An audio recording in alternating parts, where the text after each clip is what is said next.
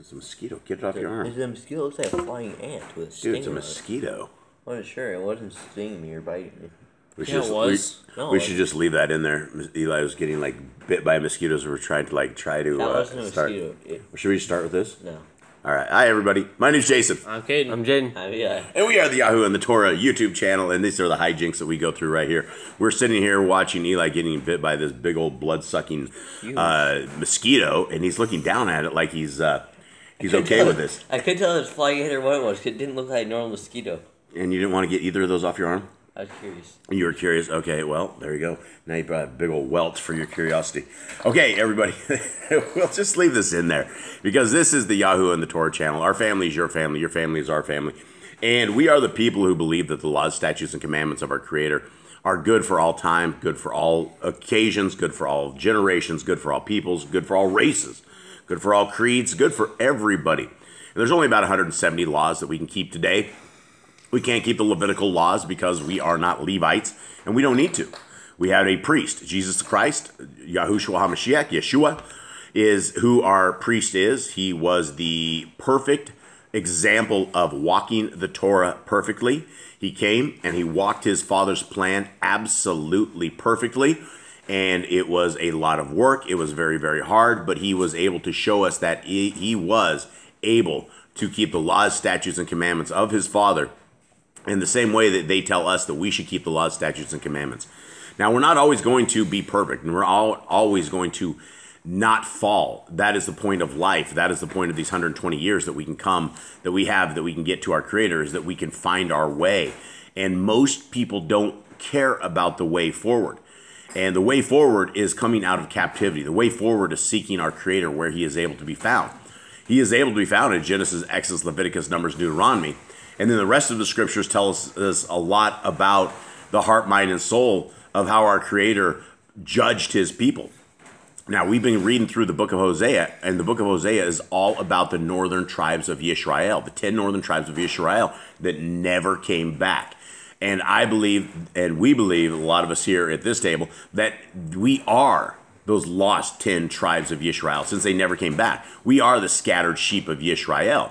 And in the end days, everybody is going to know who our Creator is. Everybody's going to know about His Torah. Everybody's going to know who Yahuwah is, from the least of them to the greatest of them.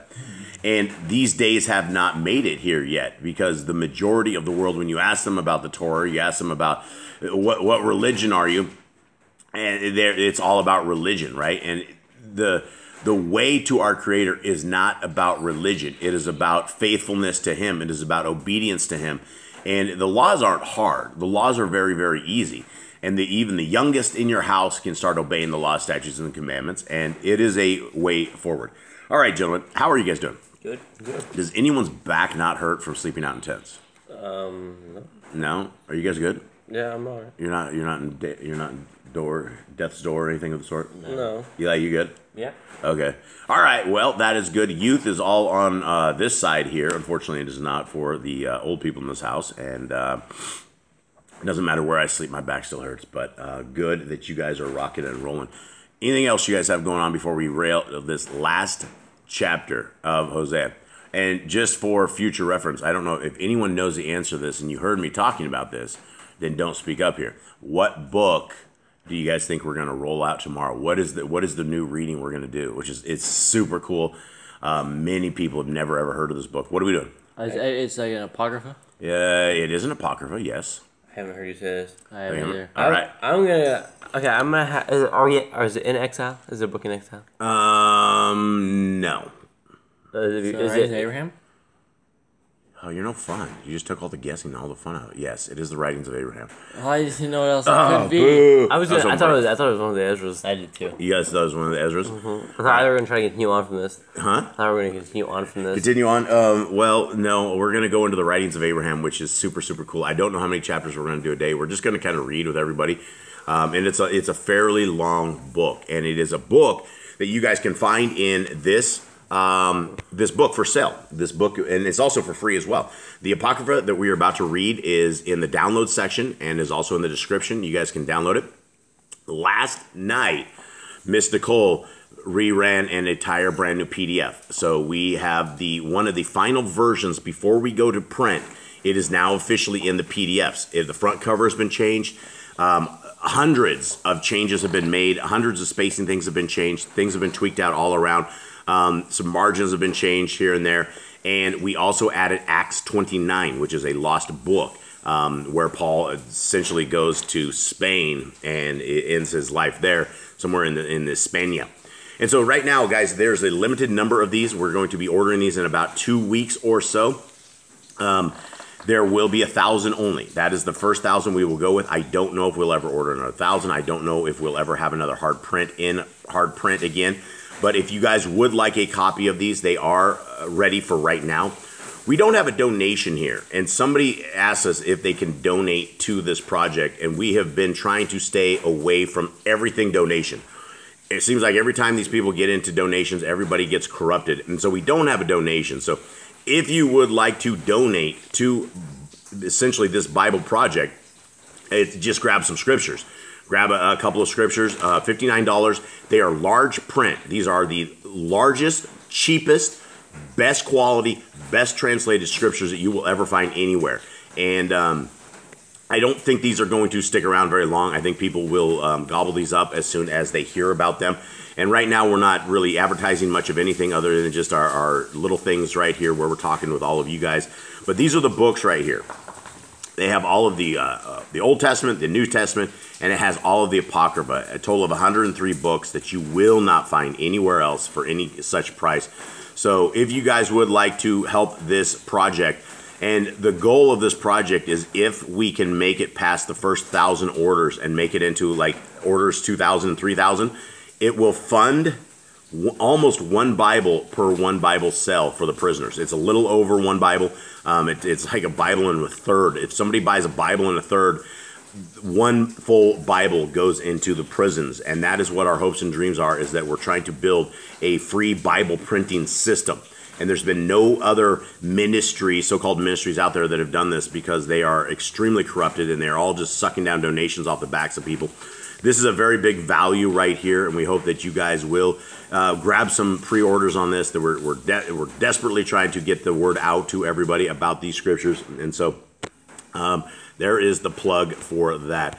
And so I will take you into right here. These are the brand new. This is the brand new PDF. This is the one with hundreds of changes in there. It is a very, very beautiful PDF. Very, very super proud of the work that there's been so many people that have put the work into this. Now you want to make sure that you're reading out of Revision 2. First edition, Revision 2 right there. Check it. If you don't have Revision 2, then you're missing all of the new updates. So if you have the old PDF from us, delete the old PDF, re-download the new PDF. It's all in the description right there. Okay, so we are heading into the book, the final book of Hosea. And I didn't actually bookmark it, so we will just go right here and blow through this. Did I miss it? I think I missed it. No, I didn't. I did. All right. So, and you guys can kind of see as I'm going through this how this PDF works. You guys can see all of this stuff. It is really an amazing PDF. There's been just a tremendous amount of work that has been in. And right now, there's about 15 people that are currently proofreading this right now, going through the final touches of this. We have just some really, really great brothers and sisters that are helping us out with this. Our eyes are blurry. There's nearly 1.4 million words in all of this. And so we are trying to get this as perfected as we possibly can. Okay, the last chapter of Hosea. This is calling out to the lost tribes of the people of Israel. This is, at this current point, is calling to the people of Israel. The people that are in wickedness right now, the people that are in idolatry, the people that are worshiping false idols and false different things. All these people that are out there. Miss Nicole is over there like blowing stuff up in the kitchen. I'm not sure what exactly she's doing, but it does sound a little crazier than normal. My apologies for all that. So anyway, I'm so sorry, guys. We have distraction. We have blood-sucking mosquitoes on Eli. Miss Nicole's in the kitchen like firing up grease or something. I don't know what she's firing up, but it's getting loud. Okay. So here we are. This is all for us today. Let us see if we can. I'm going to pause this just for 1 second. All right, so things are settling down a little bit here. Here we go. Chapter 14. O Yisrael, return to Yahuwah, your Elohim, for you had stumbled by your wickedness. And this could read literally, oh, John Smith, oh, Anthony Burdoin, whatever your name is out there. This is you. Oh, you clan. Whatever your household clan is, return to Yahuwah, your Elohim. Now, guys, how do we return to our Elohim? What does that mean? You put away your idol worship. You put away all the worldly stuff. You go and follow his commands. Yeah, you follow the laws, statutes, and commandments of our Creator. Now, it's a two-way road, Eli. What is the two ways? How is salvation, when you read scriptures from the front to the back, what does it say that salvation is, and how do you achieve this? By keeping the first 5 books of keeping the Torah, the first 5 books of the Bible, Genesis, Exodus, Leviticus, Numbers, and Deuteronomy, and believing in Yahushua. Right. So as we read this, and just please put your guys' name in this. Oh, your house, return to Yahuwah, your Elohim, for you have stumbled by your wickedness. Take words with you and return to Yahuwah. Say to him, take away all wickedness and accept what is good, and we render the bulls of our lips. Okay, what is this? What is it? What are we saying here? Take away all wickedness. What kind of wickedness? How do we become the children of the Most High? Wait, they're asking for forgiveness here. Yeah, we got to get into repentance, right? We have to turn from our worldly ways. When we realize that we are in captivity, that we are in bondage, that we are people outside of where we should be, we need to realign all of our mindset, that we are not able to pull wickedness off in front of our Creator. 3, Ashur does not save us. We do not ride on our horses, nor ever again do we say to the work of our hands, our mighty ones, for the fatherless finds compassion in you. I shall heal their backsliding. I shall love them spontaneously, for my displeasure has turned away from him. Okay, now, this is the thing, is this is all future prophecy, right? Because we are still all scattered to the 4 corners of the earth. They're the 10 tribes of Yisrael, the people who were part of Yah's kingdom back in the day. We're all out in the middle of nowhere. We've just been dispersed as the lost sheep of Yisrael. We're all over. But so this is good stuff, right? When our Creator says, I will heal their backsliding, I shall love them spontaneously. Those are things we want to hear from our Creator. We want to hear that we are in his pleasure, that we are in his will, that he is willing to work with us and to bring us back out of this captivity and bring us to our Elohim Most High, bring us into a land of holiness, into a Kodesha, that we cannot sin against our Creator. 5, I shall be like dew to Yisrael. He shall blossom like the lily and cast out his roots like Lebanon. His branches shall spread, and his splendor shall be an olive tree, and his fragrance like Lebanon. Those who dwell under his shadow shall return. They shall revive like grain and blossom like the vine and become as fragrant as the wine of Lebanon. Guys, these are future promises that our Creator is going to allow us to dwell under his shadow, right? We are going to revive like grain. All of a sudden, the people out there who are the lost sheep of Yisrael, their ears are going to perk up. They're going to get very curious. Something, the Ruach HaKodesh is going to work in them. They're going to start feeling like there's something more to this life, and they're going to start seeking our Creator to the point whenever the millennium reign is, when you look over at your neighbor, they're all going to say they know Yahuwah. They know everything about him. 8, what more has Ephraim to do with idols? It is I who answer and look after him. I am like a green cypress tree. Your fruit comes from me. Who is wise and understands these? Discerning and knows them? Okay, that's a question. What is, who knows this? Who is wise and who understands these? I guess it's keeping the Torah. The people of our Creator, right? When you become wise and when you become understanding, you are the people that realize that the Torah found in Genesis, Exodus, Leviticus, Numbers, Deuteronomy are the guideposts to life. They are our lights in the darkness. It is the word of our Creator when he was walking with his people. When our Creator decided that he would walk with humanity, this is how he says he would like us how to act. This is how he would like us to obey. This is how he'd like us to worship. This is how he would like us to do all of these. How do we keep the new moons? How do we keep the new months? How do we do all this? Keep Shabbat, right? That's what understanding these ways are. And we're not going to understand these ways if we've nailed the laws to the cross and we think that's the way. Okay, Who is wise and understands these, discerning and knows them? For the ways of Yahuwah are straight and righteous, and the righteous walk in them. But the transgressors stumble in them. So that's it, folks. 9 verses on this. I think it's very amazing. The simple last verse. Who is wise and understands these, right? If you want to raise your hand and say you are one of these people who are wise and understands these, then hopefully you are one of these people that are keeping Torah. It says who's discerning and knows them. Well, you know, only the people that are in the ways of Yah. And there's not a lot of people out there right now. And so we're looking for that kingdom to come. We're looking for the family of people who are willing to serve our Creator, who are willing to be His people. For the ways of Yahuwah are straight, and the righteous walk in them. But the transgressors stumble in them. And that is the absolute truth, right?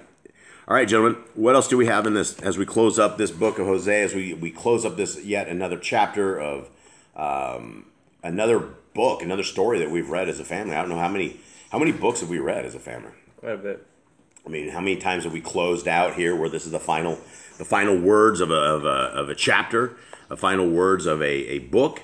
What do you guys make of this? We are all Yisrael. You are Yisrael, and if you choose to follow the commands, you will be Yisrael. Yeah, you will be Yisrael as well. And we wanted to get rid of this baggage of Baptist, Catholic, Mormon, Presbyterian, Lutheran, Buddhist, whatever the outside man-made doctrine is. That's what we want to get rid of. We want to just shake off all of these outside water stains that are with us. And the water stains that are with us are all of these outside religions that have corrupted us, that have us literally taking the laws of our Creator and putting them on the cross because we don't think they apply to us today. And they very much do. So with that, everybody, we love you guys very, very much. We hope that you guys have a wonderful day. We hope that we see you guys tomorrow for the writings of Abraham, and we will see you soon. All right. Shalom.